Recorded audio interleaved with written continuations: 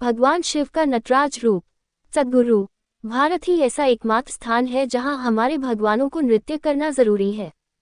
अगर वे नृत्य नहीं कर सकते तो वे भगवान नहीं हैं। ये इसलिए है कि अगर सृष्टि रचना की घटना के लिए कोई सबसे करीबी समानता दी जा सकती है तो वो है नृत्य की। आज आधुनिक भौतिक विज्ञानी इन शब्दों का इस्तेमाल कर रहे हैं। वे कहते हैं कि सृष्टि रचना नृत्य में होती प्रतीत होती है। अगर आप कोई नृत्य देखें तो सतही तौर पर ऐसा लगता है कि जो कुछ हो रहा है उसमें कोई तार्किक संबद्धता नहीं है। पर अगर आप काफी ध्यान देकर नजदीक से देखें तो सारी प्रक्रिया में आपको एक गहरी प्रणाली दिखेगी। उदाहरण के लिए, भारतीय शास्त्रीय नृत्य में आपको ऐसा लग सकता है कि नर्तक अपने हाथ पैर बस यूं ही बेतरतीब ढंग से हिला रहे हैं। सतही तौर पर इसमें कुछ खास नहीं लगता, पर अगर आप काफी ध्यान देकर नजदीक से देखें तो जो कुछ हो रहा है उसमें आपको बहुत गहरी सुसंगति दिखेगी। अगर ये सुसंगति न हो तो आपको नृत्य में मजा ही नहीं आएगा। अपने हाथ पैरों को इधर उधर फेंकने जैसी अतार्किक चीजों को करने और उसके साथ ही जो चीजें नर्तक दर्शाना चाहते हैं उनके साथ पूरी तरह मेल में होने के लिए सालों का प्रशिक्षण और अभ्यास लगता है। अगर नृत्य में वो ज्यामितीय सुंदरता है तो देखने वालों पर ये एक खास तरह का प्रभाव डालेगा, चाहे फिर वे कहानी न भी जानते हों या आपके नृत्य को न समझते हों। ऐसा ही एक अलग आयाम में संगीत के साथ भी होता है। अब भौतिक विज्ञानी भी इस बात से सहमत हो रहे हैं। सृष्टि पूरी तरह आकस्मिक और बेतरतीब लगती है, जिसमें कोई सुसंगति न हो। पर बहुत ध्यान से देखने पर हर चीज किसी न किसी प्रकार से एक दूसरे के साथ सुसंगत लगती है। हर चीज में किसी न किसी तरह की सुसंगति है, जिसका पता अभी भी वैज्ञानिक नहीं लगा सके हैं। योग संभव ही इसीलिए होता है क्योंकि व्यक्तिगत जीवन और सृष्टि की अभिव्यक्ति के बीच एक खास तरह की सुसंगति है। अगर ये सुसंगति न होती तो आप अस्तित्व के साथ एक नहीं हो सकते थे। मिलन की, एकीकरण की कोई भावना ही न बनती अगर कोई सुसंगति न होती। नटराज शिव और भौतिक विज्ञान। पिछले कुछ सालों से विज्ञान के क्षेत्र में एक सिद्धांत चल रहा है जिसे कंस्ट्रक्चुअल थ्योरी कहते हैं, और ये सिद्धांत बताता है कि प्रकृति में अलग अलग आकार कैसे बनते हैं। ये सिद्धांत समझाता है कि आप चाहे एक परमाणु ले लें या कोई मनुष्य या हाथी या फिर सारा ब्रह्मांड, मूल आकार, मूल डिजाइन एक ही है। जैसे जैसे बनावट बढ़ती जाती है वैसे वैसे जटिलता ही बढ़ती है। हमने हमेशा से ऐसा ही योग में कहा है।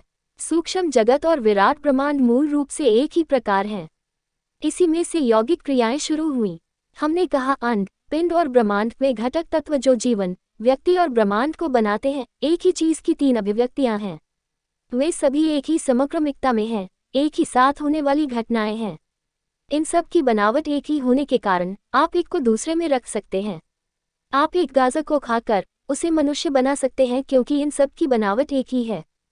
जिस तरह से ये ब्रह्मांड काम कर रहा है उसकी सबसे करीबी समानता इस तरह बताई जा सकती है या उसका वर्णन इस तरह दिया जा सकता है कि ये एक नृत्य है, क्योंकि ये सब एक बेतरतीब ढंग से बिना किसी योजना के हो रहा लगता है, पर इस सब के पीछे एक प्रणाली है, संगठन है और एक समक्रमिकता है। बात बस ये है कि संगठन के बारे में अधिकतर लोगों के विचार बहुत ही बुद्धिवादी और विभाजनकारी हैं। उदाहरण के लिए, हम जंगल और एक अच्छी तरह से साफ सुथरे ढंग से बना हुआ और सही रख रखाव वाला बगीचा लेते हैं। बगीचे का मतलब है कि सब कुछ व्यवस्थित है, संगठित है। पर अगर आप 3 महीने तक इस बगीचे की देखभाल न करें तो ये बर्बाद हो जाएगा। पर एक जंगल आपके किसी के भी ध्यान दिए बिना लाखों सालों तक रह सकता है। तो आप किसको बेहतर व्यवस्था, बेहतर संगठन मानेंगे? चिदम्बरम मंदिर में नटराज की मूर्ति है। यहाँ शिव नृत्य के भगवान हैं। नटेश या नटराज शिव के सबसे महत्वपूर्ण रूपों में से एक हैं। मैं जब स्विट्जरलैंड में स्थित भौतिक विज्ञान की बड़ी प्रयोगशाला CERN गया था, जहां एटम स्मैशिंग के प्रयोग, परमाणुओं को तेज गति से दबाने, पटकने के प्रयोग किए जाते हैं, तो मैंने देखा कि प्रवेश द्वार के पास वहां नटराज की मूर्ति लगी है, क्योंकि उन्हें ये पता चला कि वे जो कुछ कर रहे हैं उसके सबसे करीब मानवीय संस्कृति में इससे बेहतर कुछ भी नहीं है। नटराज, ब्रह्मांडीय नर्तक। हमने कहा कि दिव्य शक्ति एक नर्तक है क्योंकि सृष्टि एक नृत्य ही है। अगर दिव्यता नर्तक न हो तो वे इस नृत्य को कैसे होने देंगे? जब हम कहते हैं कि शिव नटराज है तो हम किसी व्यक्ति के नृत्य करने की बात नहीं कर रहे हैं। आपने देखा होगा कि नटराज को जिस तरह दिखाया जाता है, उनके चारों ओर एक गोला, एक वृत्त है।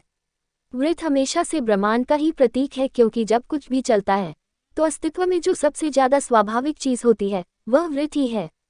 जो कुछ भी अपने आप होता है वह वृत्त है, या फिर कोई अंडाकार रूप है जो वृत्त का ही थोड़ा बड़ा बिगड़ा हुआ प्रकार है, क्योंकि वृत्त एक ऐसा आकार है जिसमें सबसे कम प्रतिरोध है। धरती, चंद्रमा, सूर्य आदि सब वृत्त ही हैं। यही कारण है कि नटराज के चारों ओर का वृत्त ब्रह्मांड को दर्शाता है। ये ब्रह्मांड का प्रतीक है। नटराज ब्रह्मांडीय नर्तक हैं। उनका वर्णन हमेशा इसी तरह से किया गया है। इसका ये मतलब नहीं है कि कोई व्यक्ति सारे ब्रह्मांड में नाच रहा है। हम कहते हैं कि ब्रह्मांड एक नृत्य में है और नृत्य एक खास बुद्धिमत्ता से होता है। स्वयं व्यक्ति होने के कारण हम हर चीज को अलग अलग जीवन प्रकारों के रूप में देखते हैं और इसीलिए हम उसे भी एक व्यक्ति की तरह दिखाते हैं, क्योंकि नटराज हमारी समझ के लिए है। शिव शब्द का अर्थ है वह जो नहीं है, या वह जो कुछ नहीं है। ये कुछ नहीं है, ये खाली स्थान है, पर ये नृत्य कर रहा है। सब कुछ इसीलिए हो रहा है क्योंकि ये नृत्य कर रहा है। नटराज शिव का एक महत्वपूर्ण रूप। शिव का नटराज रूप मूल रूप से दक्षिणी भारत से आता है, विशेष रूप से तमिलनाडु से। ये सृष्टि की प्रचुरता का प्रतीक है, सृष्टि का नृत्य, जिसने स्वयं की रचना हमेशा रहने वाली स्थिरता में से की। चिदम्बरम में जो खड़ा है वो नटराज बहुत ही प्रतीकात्मक है, क्योंकि आप जिसे चिदम्बरम कहते हैं वो संपूर्ण स्थिरता, शांति है। इस मंदिर के रूप में यही बात प्रकट की गई है। आप नृत्य को नहीं समझ सकते क्योंकि वो हर चीज जो आप समझते हैं वो एक गलत निष्कर्ष ही है। पर आप नृत्य की सुंदरता का अनुभव कर सकते हैं या आप खुद ही नृत्य बन सकते हैं। अगर आप देखकर ही नृत्य की सुंदरता का अनुभव कर लेते हैं तो हम कहते हैं कि आप एक जिज्ञासु हैं, जानना चाहते हैं। आप जानना चाहते हैं कि ये क्या है, इसीलिए आप ध्यान दे रहे हैं। अगर आप खुद ही नृत्य बन जाएं तो आप दिव्यता बन जाएंगे, आप एक योगी बन जाएंगे। ये एक ऐसा विकल्प है जो आपके पास है। जब नृत्य इतना अचूक, इतना ज्यादा परिपूर्ण होता है तो आप नर्तक को लगभग भूल ही जाते हैं। पर कोई भी नृत्य नर्तक के बिना नहीं हो सकता। हम नर्तक को नहीं देख पाते क्योंकि हमारी दृष्टि, हमारी समझ सिर्फ सतह तक ही रहती है, हमारा ध्यान सतह तक ही रहता है। नृत्य में नर्तक को पहचानने के लिए आपको नृत्य में इतना ज्यादा डूब जाना होगा कि आप खुद ही नृत्य बन जाएं, आप दर्शक न रह जाएं, आप खुद ही नृत्य हो जाएं। फिर आप अनुभव से नर्तक को जान सकेंगे, आप पर उसका असर हो जाएगा। पर अगर आप नर्तक को उसकी पूरी गहराई में, उसकी सभी आयामों में जानना चाहते हैं, आप नृत्य के स्रोत को जानना चाहते हैं, वह जो इस घटना का आधार है, तो आपको संपूर्ण ध्यान देना होगा, एक प्रकार से नृत्य से अलग रहकर। ये चीजें विरोधाभासी लगती हैं। एक तरफ मैं कह रहा हूँ कि आपको नृत्य के अंदर उतर जाना चाहिए और दूसरी तरफ ये भी कह रहा हूँ कि आपको नृत्य को पूरी तीव्रता के साथ देखना आना चाहिए। पर ये विरोधाभासी बातें नहीं हैं। बात बस ये है कि आप इसे टुकड़ों में देखते हैं। अगर आप इसे टुकड़ों में काट कर देखते हैं तो सब कुछ विरोधाभासी ही लगेगा। आप खुद नृत्य बनिए। अगर आप नृत्य में पूरी तरह से शामिल हैं, उस काम में ही शामिल हैं, तो जानने का ये एक तरीका है। या फिर अगर आप जानते हो कि उससे कैसे पूरी तरह अलग रहें, पूरी तरह से बिना शामिल हुए रहें, लेकिन फिर भी आप उस काम को पूरी तरह से देख पा रहे हो, तो आप नृत्य और नर्तक के बीच, उस काम और उसके करने वाले के बीच अंतर को समझ जाएंगे। तो ये भी एक तरीका है जानने का।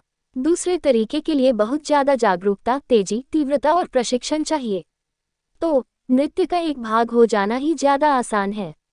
धीरे धीरे जैसे जैसे तालमेल बैठ जाएगा, जैसे जैसे आप इसमें गहरे और ज्यादा गहरे उतरते जाएंगे, तो एक दिन आपको पता भी नहीं चलेगा कि आप कौन से हैं और नृत्य कौन सा है। जब आप एक बार खुद ही नृत्य के भाग हो जाएंगे तो नर्तक की उपस्थिति आपसे अनदेखी नहीं रहेगी, आप उसको भी समझ ही लेंगे।